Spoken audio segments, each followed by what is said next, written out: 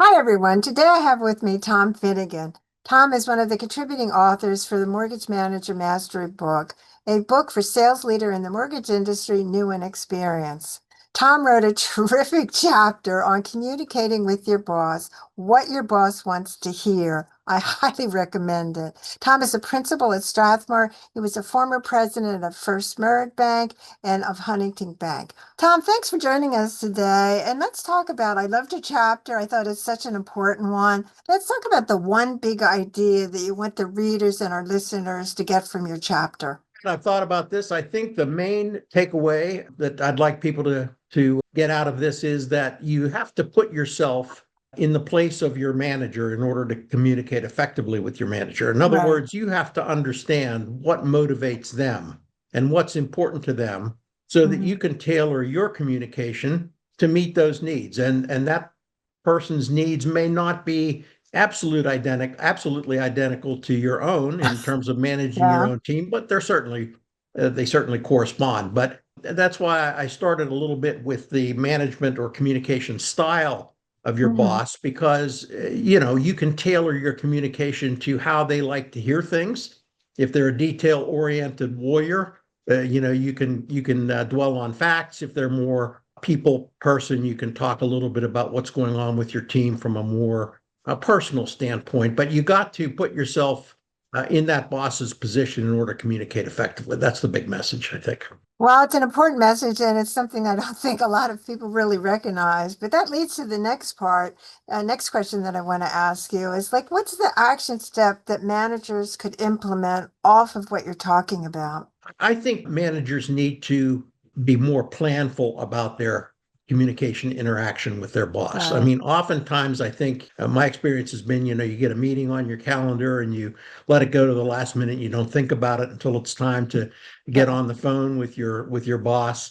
And that's not a good way to go about it. You have to have considered, the messages that you want to get across, do a little outline for yourself, and make sure that you're planful enough to make the communication as impactful as you can without taking a lot of your boss's time, but really set out what you want to accomplish ahead of time so that you can make the interaction as effective as possible. Well, I also thought you made a great point about coming with solutions and not problems all the time. Absolutely. I mean, I Yeah. think that, I avoided using the term whiner, but it kind of was on my mind. I mean, the from the boss's standpoint, the thing that's often most annoying is somebody who just throws problems at the Yeah. boss Mhm. without having already thought through the solution. And, if you want to set yourself apart as a manager of a team, you should have already solved that problem and suggest a Yeah. solution. The boss may or may not totally agree with you, but at least you've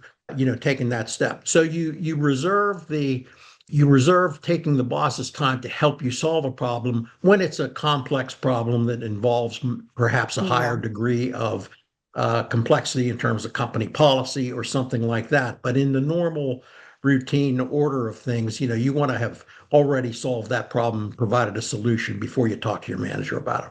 So let's look at the big picture and let's look at the next few years. What do you think are some of the big opportunities for managers?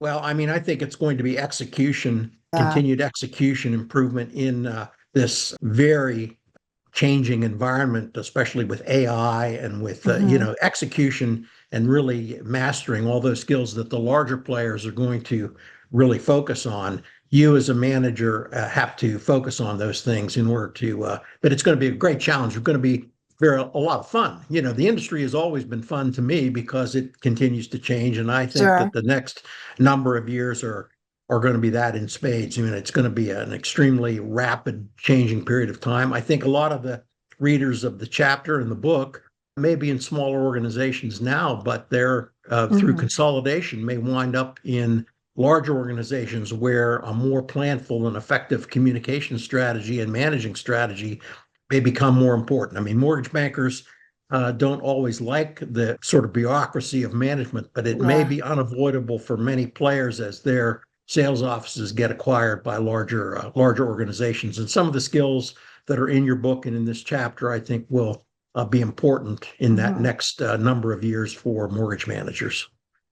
Well, Tom, I think I'm going to have another book. Maybe I'm going to have you with me on that topic because I agree with you. So, Okay, so great great. point. Any other takeaways that you'd like to give for our listeners today? Well, we didn't touch on, I think, especially, my heart is with bank-oriented mortgage companies, and I did spend a little time in the chapter on the importance of communication horizontally across lines, not just to your mortgage boss, Mm-hmm. but to the other Right. players in the system, whether it be retail bank management, certainly the operational people in mortgage, with the bank customer hat on. What are you doing for the overall customer relationship for that mortgage Yeah. customer as it might Mm-hmm. impact the bank? I think that's a big takeaway. And, sometimes mortgage people are resistant to that. But, Yeah. if you're in a financial institution, one of the important elements of being in the mortgage business is that it cements that customer relationship. That hasn't really Mm-hmm. changed.